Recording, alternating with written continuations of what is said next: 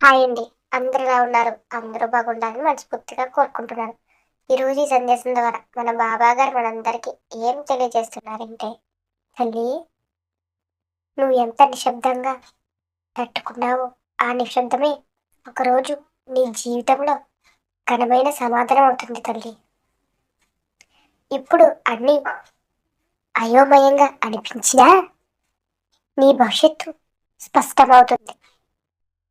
నీ జీవితానికి వచ్చిన ఆలస్యం నీ ఆశీర్వాదం మరింత బలమైనదిగా తయారవ్వడానికి. నీపై నీకు నమ్మకం పెట్టుకో.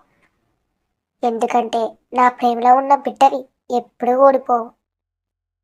మనుషుల వాగ్దానాలు మారచ్చు, కానీ భగవంతుని వాగ్దానం స్థిరం, పవిత్రం, శాశ్వతం.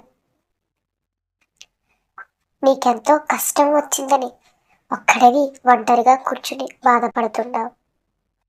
ఈ విషయాన్ని నేను గ్రహించలేదు అనుకుంటున్నావా? నేను నిన్ను గమనిస్తూనే ఉన్నానమ్మా. నువ్వు ఈ కష్టం నుంచి బయటపడి సంతోషంలో జీవించే సమయం దగ్గరలోనే ఉంది. ఒంటరిగా కూర్చోవడం మానే.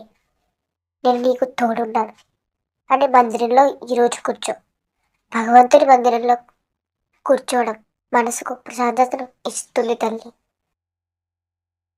ఇన్ని రోజులకి నీవు చేస్తున్న పనికి ఫలితం రానున్నది. నేను నీ కోసం కావలసినవన్నీ సిద్ధం చేశాను.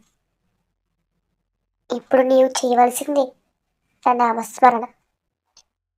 నా నామస్మరణ చేస్తూ నా చరణాల్లో ఆశ్రయించి భయాన్ని విడిచిపెట్టు.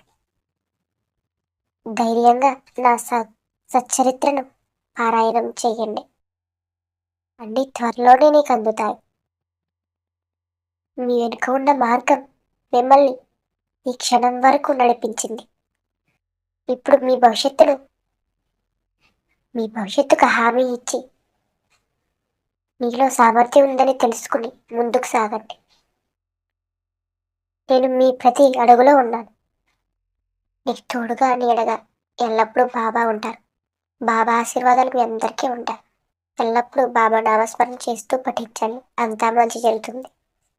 అందరూ బాగుండాలి, అందులో మనం ఉండాలి. సర్వే జనా సుఖినో భవంతు, లోకా సమస్త సుఖినో భవంతు. ఈ సందేశం మీ అందరికీ నచ్చినట్లయితే బాబా మాట యూట్యూబ్ ఛానల్ని లైక్ చేయండి, షేర్ చేయండి, సబ్స్క్రైబ్ చేయండి, మరింత మందికి షేర్ చేయండి. Thanks for watching. Om Sairam.